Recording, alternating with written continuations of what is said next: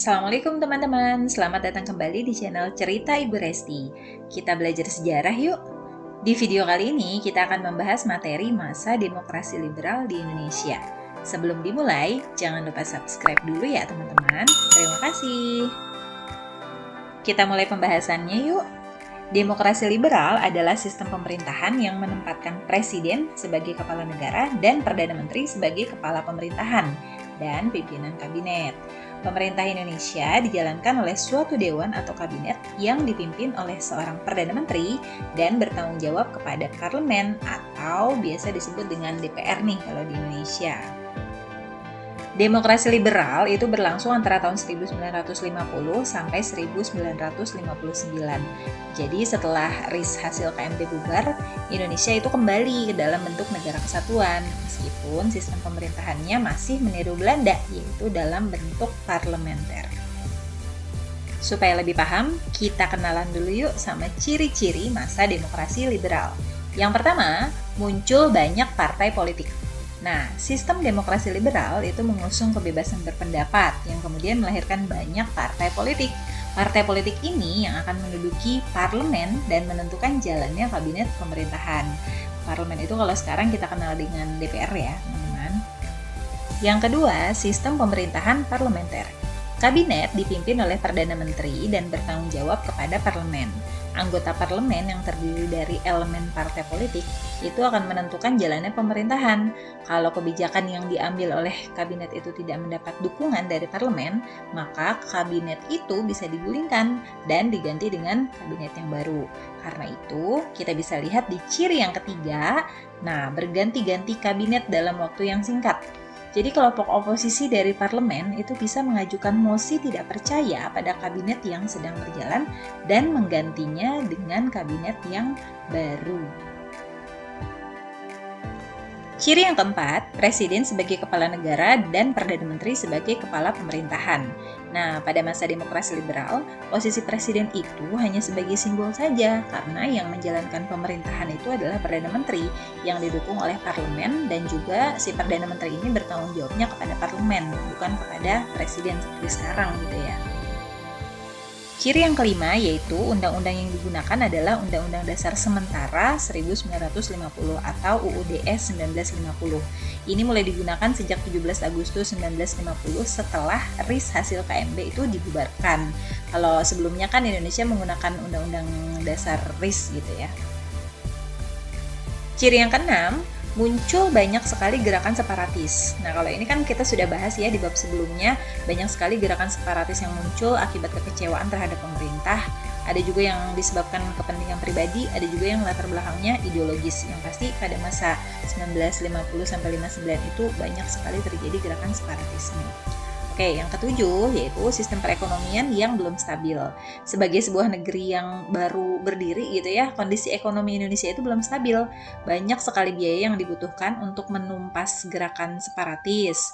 Terus berganti-gantinya kabinet itu juga membuat program kabinet tidak bisa terlaksana sampai selesai dan harus diganti dengan kabinet berikutnya. Jadi ya nggak fokus gitu deh. Terus program ekonominya juga belum selesai, udah diganti lagi. Jadinya Indonesia juga harus menanggung hutang akibat perang dengan Belanda sebagai konsekuensi diakuinya kedaulatan Indonesia dalam KMB. Nah, ini sangat berpengaruh sekali terhadap kondisi perekonomian Indonesia. Lalu, ciri yang ke-8 adalah belum selesainya masalah Irian Barat. Padahal janji dari Belanda itu kan di KMB bahwa masalah Irian Barat akan diselesaikan 1 tahun setelah KMB. Tapi masalah Irian Barat ini tidak bisa diselesaikan oleh kabinet-kabinet pada masa demokrasi liberal. Kayaknya si Belanda ini masih belum bisa move on deh dari Irian Barat. Jadi belum mau dilepas gitu deh. Nah, itu tadi ciri-ciri dari demokrasi liberal. Mudah-mudahan jadi lebih sedikit tergambar ya. Sekarang kita masuk ke pembahasan tentang sistem pemerintahan atau kabinet pada masa demokrasi liberal. Ada 7 kabinet yang memerintah selama 9 tahun ketika diterapkan demokrasi liberal. Banyak banget ya. Satu kabinet itu jadinya kurang lebih usianya sekitar 1 tahun lebih atau kurang gitu deh. Singkat kan? Nah, ini dia 7 kabinet yang memerintah pada masa demokrasi liberal.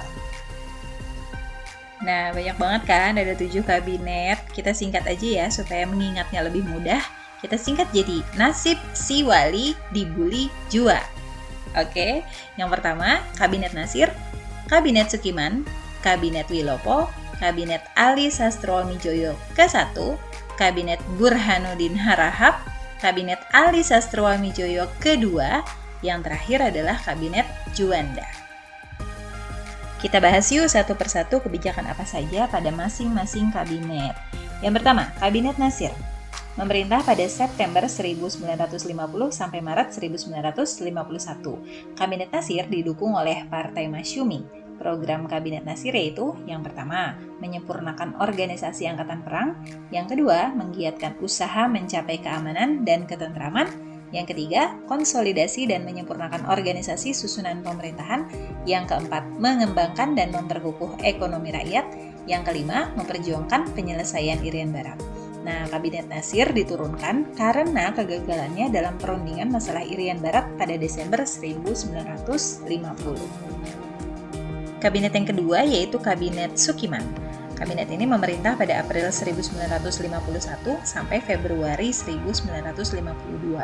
Kabinet Sukiman didukung oleh Partai Masyumi dan PNI. Program Kabinet Sukiman diantaranya yang pertama dalam bidang keamanan, yaitu akan menjalankan tindakan-tindakan yang tegas sebagai negara hukum. Di bidang sosial ekonomi, yaitu mengusahakan kemakmuran rakyat dan memperbarui hukum agraria atau pertanahan agar sesuai dengan kepentingan petani.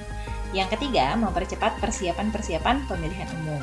Dalam bidang politik luar negeri, yaitu menjalankan politik luar negeri secara bebas aktif, serta memasukkan Irian Barat ke dalam wilayah Republik Indonesia.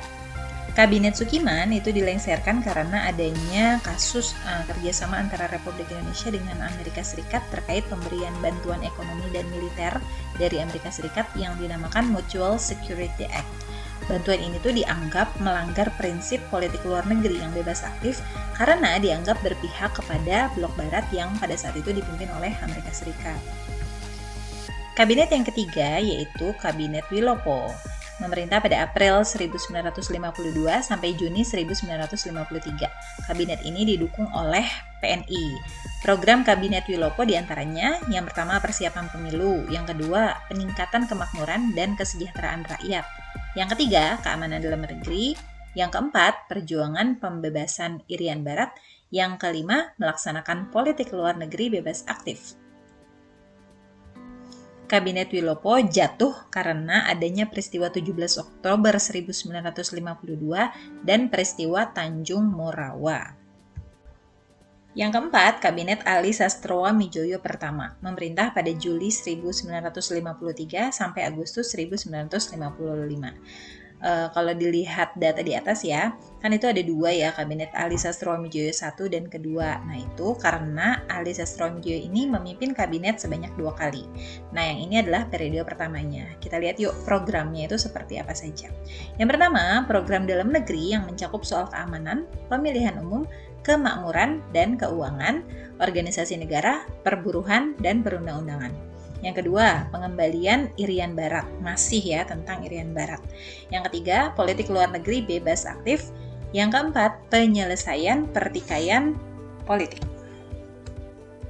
Prestasi pada masa Kabinet Ali Sastroamijoyo diantaranya yang pertama, merampungkan persiapan pemilu yang akan diselenggarakan pada 29 September 1955. Yang kedua, berhasil menyelenggarakan Konferensi Asia Afrika pada tahun 1955. Penyebab Kabinet Ali diturunkan itu karena kondisi ekonomi yang memburuk, maraknya korupsi dan inflasi, dan sebab utamanya adalah masih adanya masalah TNI Angkatan Darat sebagai kelanjutan peristiwa 17 Oktober 1952.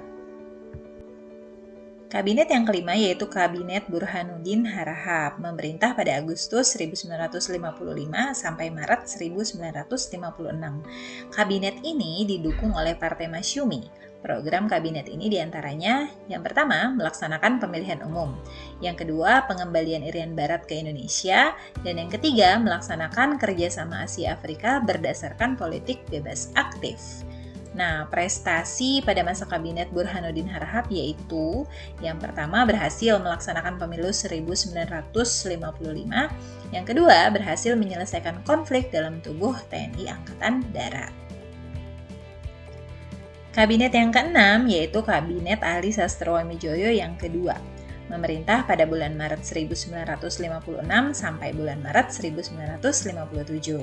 Kabinet Ali didukung oleh PNI, Masyumi, dan NU. Program Kabinet Ali Sastroamidjojo yaitu yang pertama, perjuangan pengembalian Irian Barat. Yang kedua, pembentukan daerah-daerah otonom dan mempercepat terbentuknya anggota-anggota DPRD. Yang ketiga, mengusahakan perbaikan nasib kaum buruh dan pegawai. Yang keempat, menyehatkan perimbangan keuangan negara. Yang kelima, mewujudkan perubahan ekonomi kolonial menjadi ekonomi nasional berdasarkan kepentingan rakyat. Pada masa Kabinet Ali yang kedua ini, itu banyak sekali terjadi gelombang anti-Cina di tengah-tengah masyarakat. Banyak juga terjadi gerakan separatisme. Lalu lambatnya ekonomi dan pembangunan akibat krisis kepercayaan kepada pemerintah. Lalu timbulnya perpecahan antara Masyumi dan PNI. Nah, ini adalah hal-hal yang menimbulkan jatuhnya Kabinet Ali yang kedua. Kabinet yang terakhir yaitu Kabinet Juanda. Kabinet Juanda memerintah pada Maret 1957 sampai Juli 1959. Kabinet Juanda itu dikenal juga dengan istilah Second Cabinet. Second Cabinet ini terdiri dari menteri-menteri yang merupakan ahli di bidangnya dan tidak ada unsur politik di dalamnya. Program Kabinet Juanda itu dikenal dengan istilah Pancakarya. Di antaranya, yang pertama, membentuk Dewan Nasional. Yang kedua, normalisasi keadaan Republik Indonesia. Yang ketiga, melancarkan pelaksanaan pembatalan KMB. Yang keempat, perjuangan pengembalian Irian Barat. Dan yang kelima, mempercepat proses pembangunan. Prestasi Kabinet Juanda yaitu dikeluarkannya sebuah deklarasi yang sangat terkenal yaitu Deklarasi Juanda. Ini mengatur tentang batas wilayah kepulauan Indonesia yang kemudian diresmikan menjadi Undang-Undang Nomor 4/PRP/1960 tentang perairan Indonesia. Kabinet Juanda itu berakhir setelah dikeluarkannya dekret presiden oleh Presiden Soekarno dan mengantarkan Indonesia memasuki masa demokrasi terpimpin. Nah, materi demokrasi terpimpin ini akan kita bahas di bab berikutnya ya. Oke, sekian dulu pembahasan tentang sistem pemerintahan pada masa demokrasi liberal ini ya. Di video berikutnya kita akan bahas mengenai sistem politik atau kepartaian dan sistem ekonomi pada masa demokrasi liberal. Jadi stay tune terus di channel ini ya. Wassalamualaikum warahmatullahi wabarakatuh. Terima kasih semuanya.